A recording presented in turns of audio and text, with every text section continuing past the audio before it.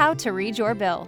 We organized your statement to make your new bill convenient, simple, and easy to read. You will find your account information located in the top right corner of the first page. The bill summary section details your monthly charges, prorates, credits, and balance due, as well as taxes, fees, and surcharges. To the right of the bill summary is the important information section, where you can find updates from Breezeline. The second and third pages detail all the transactions for the billing period, as well as a helpful tips section to help you better understand your bill. At the bottom of the third page is the payment coupon and can be returned if paying by check or money order by mail. To pay online, visit breezeline.com/my-services and select View Pay Bill. You can also pay by phone. Need more help?